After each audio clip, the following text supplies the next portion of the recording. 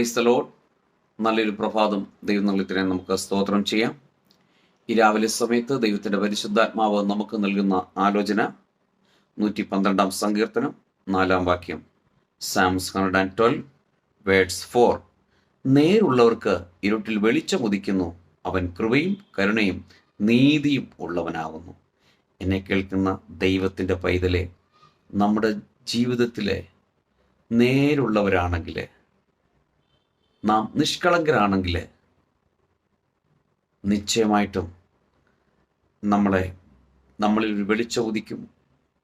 അല്ലെങ്കിൽ അന്ധകാരത്തിൻ്റെ നടുവിൽ നിന്ന് വെളിച്ചത്തിലേക്ക് നമ്മൾ മാറ്റപ്പെടും. അതുമാത്രമല്ല, നമ്മുടെ കർത്താവിൻ്റെ കൃപയും കരുണയും നീതിയും നമുക്ക് ലഭിക്കും. അങ്ങനെ നമ്മളെ മാറ്റാൻ സ്വർഗത്തിലെ ദൈവം സർവശക്തിയുള്ളവനാണ്. അതുകൊണ്ട് നമ്മളെ തന്നെ നമുക്കൊന്ന് ഹിതപരിശോധന ചെയ്യാം. നാളുകളായി, വർഷങ്ങളായി അനേക നന്മകൾ അനുഭവിക്കാൻ പറ്റാതെ മാനസികമായി തകർന്ന നിലയിൽ ആയിരിക്കുന്നുവെങ്കിൽ, നാം നമ്മളെ തന്നെ ഒന്ന് ക്രമീകരിക്കാൻ ഒരുങ്ങിയാൽ ഇന്ന് പകൽക്കാലം കർത്താവ് നമുക്ക് വേണ്ടി വൻ കാര്യങ്ങളെ ചെയ്യും. അതുകൊണ്ടാണ് ഇവിടെ പറയുന്നത്, നേരുള്ളവർക്ക് ഇരുട്ടിലും വെളിച്ചം ഉദിക്കുന്നു, അവൻ കൃപയും കരുണയും നീതിയുമുള്ളവനാകുന്നു.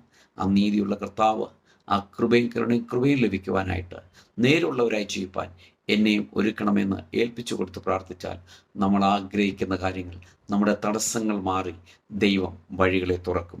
നല്ല കർത്താവെ, നന്ദിയോടെ സ്തുതിക്കുന്നു, സ്തോത്രം ചെയ്യുന്നു. ഈ രാവിലെ സമയത്തിനെ കേൾക്കുന്ന എല്ലാ പ്രിയപ്പെട്ടവരെയും ഈ തിരുവെഴുത്ത് പ്രകാരം പിതാവിൻ്റെയും പുത്രൻ്റെയും പരിശുദ്ധാത്മാവിൻ്റെയും നാമത്തിൽ അനുഗ്രഹിച്ച് പ്രാർത്ഥിക്കുന്നു. പ്രാർത്ഥന കേട്ടതിനായി സ്തോത്രം. യേശുവിൻ്റെ നാമത്തിൽ പിതാവേ,